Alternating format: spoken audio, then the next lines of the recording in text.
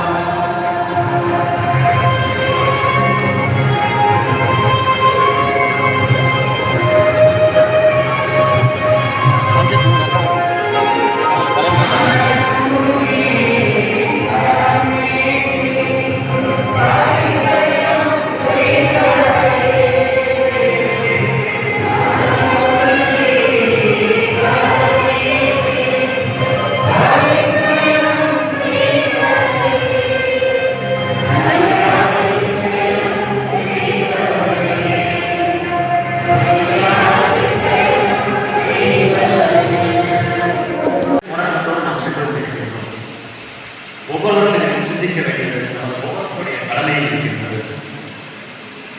அவர்களுக்காக நீங்கள் அதிகமாக செலவிடுங்கள். ஏனென்றால் நீங்கள் ஆணையத்துக்குள் வரும் பொழுது ஏதோ பொழுதுபோக்கிற்காக வர வேண்டாம். மாறாக இறைவன் உயிரோடு இருக்கின்றார்.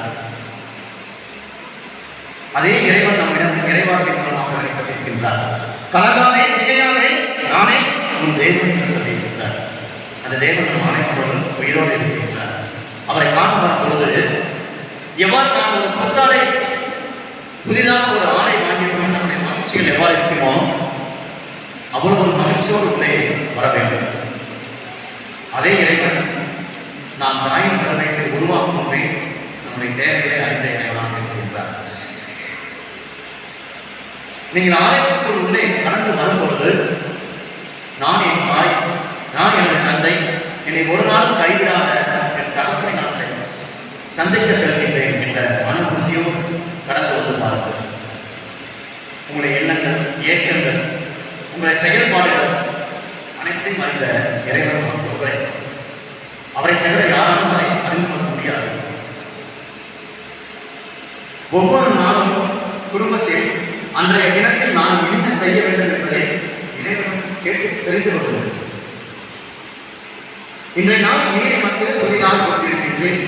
இந்த நாளிலே நான் என்ன செய்ய வேண்டும், நான் எதை கற்றுக்கொள்ள வேண்டும். ஒவ்வொரு நாட்களையும் புதிய நாட்களாக குறிக்கின்ற இறைவனிடம் இன்றைய நாளில் நான் எந்த இறைவார்த்தையை சுவைக்க வேண்டும். அவ்வாறு இறைவார்த்தையை சுவைக்க வேண்டும். அந்த இறைவார்த்தை அந்த நாளில் நம்முடைய குடும்பத்தோடு எந்த நிலையில் கொண்டு போகின்றது என்று பார்த்தால் ஏதோ ஒரு நிலையில் கண்டிப்பான அந்த இறைவார்த்தை போகும். உங்கள் குழந்தைகளுக்கு திருவிளைத்தை சத்தமாக மறைக்க கற்றுக்கொள்ளுங்கள்.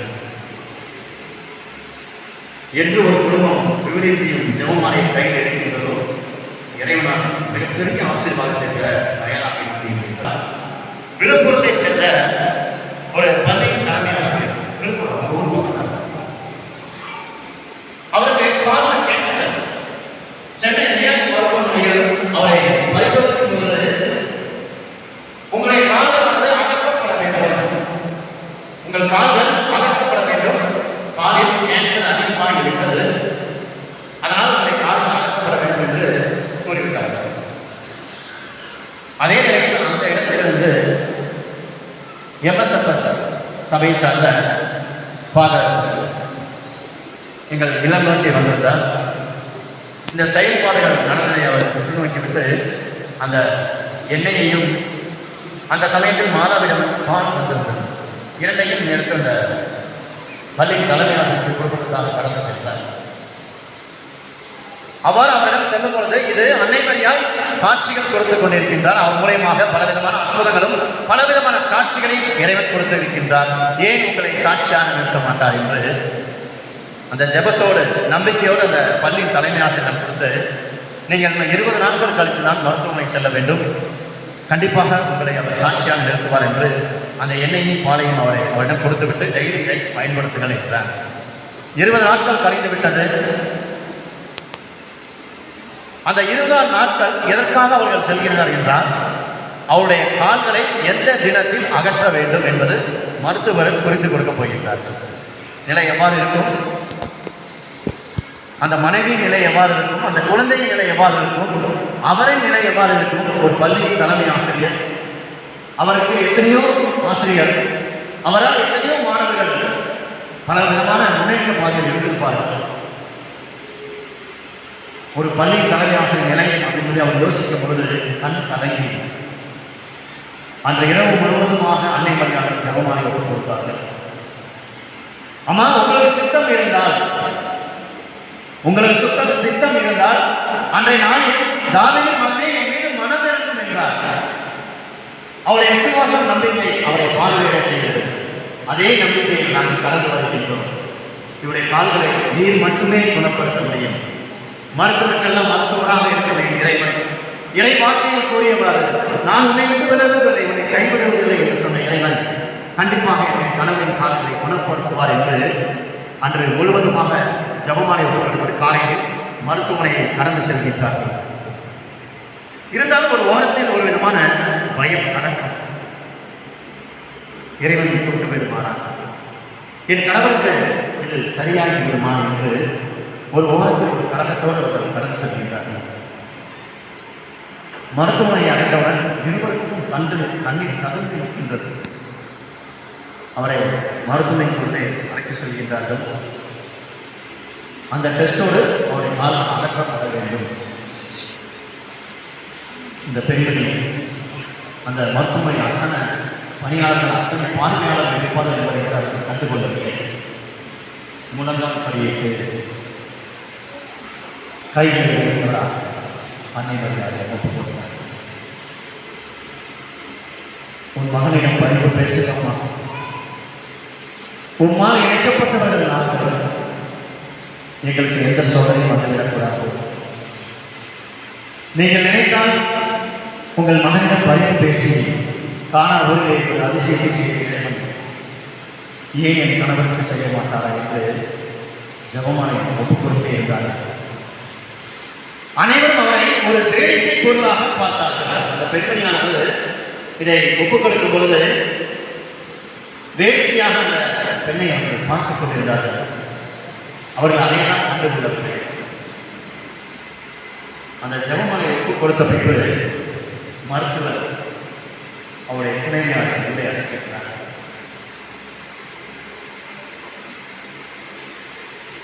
உள்ளே அழைக்கப்பட்டு அவர் சொன்ன வார்த்தை அவரை கீழே விழச் செய்தது. அவருடைய நம்பிக்கை வீண் போகிறது. எந்த மருத்துவமனையிலிருந்து அந்த பேச்சுடைய கால்கள் அகற்றப்பட வேண்டும் என்று எந்த மருத்துவர் எழுதி கொடுத்தாரோ அதே மருத்துவர் சொன்ன வார்த்தை, உன் கணவரின் கால்கள் அகற்றப்பட வேண்டாம், கேன்சர் குணமாக.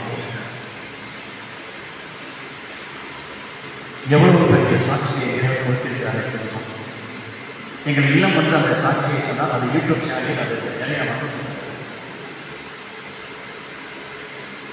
இவ்வாறு நம்முடைய விசுவாசம், நம்முடைய நம்பிக்கை குறைவில்லாமல் இருக்கிறார். இறைவன் உங்களையும் அடையாளப்படுத்துவார், உங்களையும் சாட்சியாக நிறுத்துவார். சுமை சுமந்த சோதர் பொருளை எல்லாத்தையும் மாறுங்கள் என்றார். வெறும் வார்த்தை அல்ல, நம்ம வாழ்ந்து ஒன்றிணைந்த இறை வார்த்தை வெறும் வார்த்தையுமாக எழுதவில்லை, மாறாக உணர்ந்து எழுதியிருக்கின்றார். நாம் இறைவனை உணர்ந்திருக்கின்றோமா? நாம் இறைவனை எந்த அளவு நாம் நம்பிக்கை வைத்திருக்கின்றோம்? கடந்த நாட்கள் வரை இறைவன் எனக்கு அடையாளத்தை கொடுத்துக் கொண்டிருக்கின்றார். ரத்தத்தின் வழியாக எனக்கு இரு உள்ளங்கையில் பார்க்கிறார். ஒரு உள்ளங்கையில் பரிசுத்த ஆவியானவருடைய அந்த வேலையானது பரிசுத்த ஆவியானவர் மூலமாக அந்த ஒரு நிலையை கூட அவர்கள் இருக்கும். இன்னொரு உள்ளங்கையில் அவருடைய சிலுவை அடையாளம். இது இறைவன் எனக்கு கொடுத்த அடையாளம். காரணங்களில் இந்த ரத்தம் வந்த பின்பு ஏன் இறைவன் உங்களுக்கு கொடுக்கக்கூடாது? இறை வாழ்க்கையை சுவைத்து பாருங்கள். உங்கள் வாழ்க்கையில் ஒரு பெரிய முன்னேற்றம் வர வேண்டும் என்றால் இறை வார்த்தையை உணர்ந்து படுகின்றது. உணர்ந்த இறை வார்த்தையை நீங்கள் மட்டும் வைத்துக் கொள்ளார்கள், குடும்பத்தில் உள்ளவர்களிடம் அதை பகிர்ந்து கொள்ளுங்கள். முக்கியமாக உங்கள் குழந்தைகளிடம் பகிர்ந்து கொள்ளும் பொழுது அதை அந்த குழந்தைகளும் தெரிந்து கொள்வார்கள். இறைவனின் சித்தம் என்றால் இறை அனைத்தவருக்கும் இறைவன் வெற்றிடுவார். நாம் செய்ய வேண்டியது ஒன்றே ஒன்றுதான், இறை மனதை சுவைக்க கற்றுக்கொள்ள வேண்டும். அடிப்படையில் தாய் தந்தையர் அந்த இறைப்பாட்டை பகிர்ந்து கொள்ள வேண்டும். அன்றைய காலகட்டமாக எப்படி இருந்தது என்றால், ஒரு 2 தலைமுறைக்கு பின்னால் குடும்பத்தில் ஜெபமாலை இரவு சொல்லவில்லை என்றால் உணவுகள் வழங்கப்படாது. இது நிகழ்வில் இருந்தது. இன்றும் பல விதமான கிராமத்தில் இந்த நிலை இருக்கின்றது. நாங்கள் பெரியவர் உட்காந்துருக்கேன், அவன் கேட்ட தெரியும். அந்த பச்சை கலர் சட்டை கொண்டு கொண்டு தருவார், அவன் கேட்ட தெரியும். அன்றைய